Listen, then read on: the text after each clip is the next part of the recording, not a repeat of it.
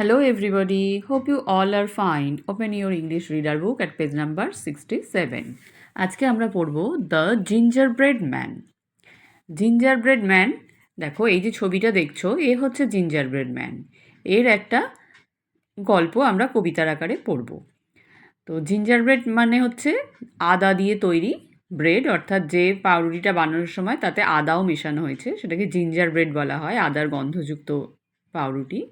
কিন্তু এই gingerbread man হচ্ছে এই জিঞ্জার ব্রেড দিয়ে তৈরি এই মানুষের মতো ব্রেড। তো এটা পড়ার আগে আমরা এখানে একটা মেজ আছে, এটা পড়বো। দেখো, জিঞ্জারব্রেড ম্যান জিওমেট্রি মেজ, অর্থাৎ জিঞ্জারব্রেড ম্যানের কি জিওমেট্রি মেজ, একটা জ্যামিতিক আকারের গোলক ধাঁধা। কি বলছে?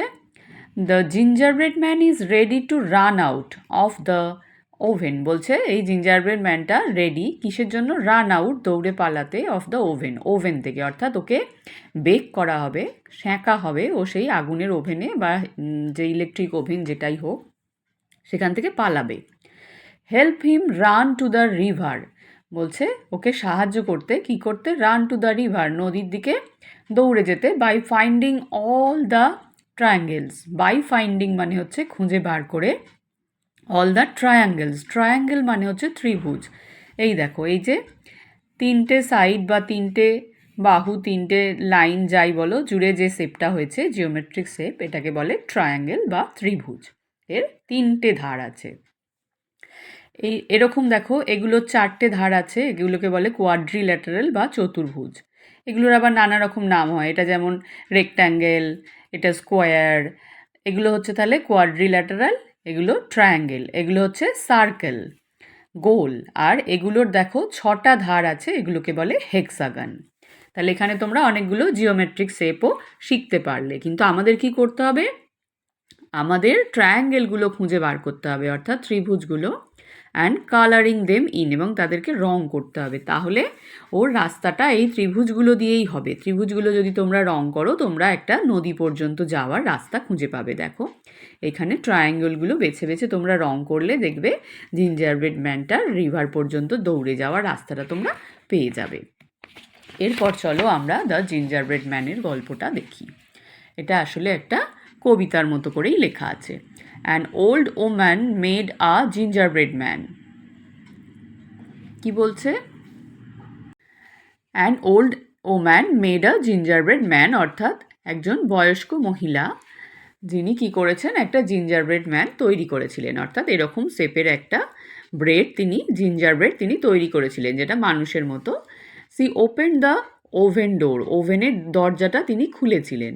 ওভেন হচ্ছে যেখানে পাউরুটি সেঁকা হয়, সেই ওভেনের দরজাটা তিনি খুলেছিলেন। He jumped out and ran away, সে কী করেছিল? জিঞ্জারব্রেড ম্যান লাফ দিয়েছিল আর দৌড়ে পালিয়েছিল।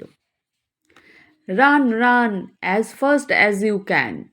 বলছে রান রান, দৌড়ো দৌড়ো, অ্যাজ ফাস্ট যতটা তাড়াতাড়ি বা যতটা দ্রুত, অ্যাজ ইউ ক্যান তুমি পারবে, অর্থাৎ যত জোরে পারো দৌড়ো। ইউ কান্ট স্টপ মি, তুমি আমাকে থামাতে পারবে না। I am the gingerbread man, আমি হচ্ছি gingerbread man. Shouted the gingerbread man, gingerbread ম্যানটা কী করেছিল? সে সাউট করা মানে জোরে চিৎকার করে বলা, চিৎকার করে বলেছিল, অর্থাৎ দৌড়তে দৌড়তে বলেছিল যে দৌড়ো দৌড়ো, যত জোরে পারো দৌড়ো, কিন্তু আমি জিঞ্জারব্রেড ম্যান, তুমি আমাকে ধরতে পারবে না, তুমি আমাকে থামাতে পারবে না। স্টপ, থামো, সেড দ্য ওল্ড ম্যান, সেই বয়স্ক মহিলা বলেছিলেন থামো। But he did not stop, কিন্তু সে থামেনি। হি র্যান অ্যান্ড র্যান, সে দৌড়েছিল আর দৌড়েছিল। আ বয় সেড, একটা ছোট ছেলে বা বালক বলেছিল স্টপ, থামো। আ গার্ল সেড স্টপ, একটা বালিকা বা ছোট মেয়েও বলেছিল থামো। But he did not stop, কিন্তু সে থামেনি। হি র্যান অ্যান্ড র্যান, সে দৌড়েছিল আর দৌড়েছিল। আ কাউ সেড স্টপ, একটা গরু বলেছিল থামো। আ পিগ সেড স্টপ, একটা শূকরও বলেছিল থামো। আ হর্স সেড স্টপ, একটা ঘোড়াও বলেছিল থামো। But he did not stop, কিন্তু সে থামেনি। হি র্যান অ্যান্ড র্যান, সে দৌড়েই ছিল, অর্থাৎ জিঞ্জারব্রেড ম্যানটা কারোর কথা শোনেনি। তাকে ওই যে বানিয়েছিল সে বলেছিল থামো, রাস্তায় একটা বালক, বালিকা, একটা গরু, একটা ঘোড়া, একটা শূকর, সবাই তাকে থামতে বলেছিল, কিন্তু সে থামেনি, সে দৌড়েই গেছে। তারপর তার কি হয়েছে আমরা সেটা পরের দিন দেখব। আজকে এই পর্যন্ত সুন্দর করে রিডিং পড়বে আর নতুন শব্দগুলো শিখবে। সবাই ভালো থাকবে, বাই।